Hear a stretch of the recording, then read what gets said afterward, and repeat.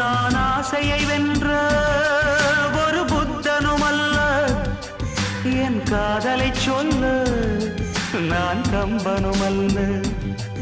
உன் காது கடித்தேன் நான் கனவினில் மெல்ல, இன்று கட்டி அணைத்தேன் இது கற்பனை அல்ல.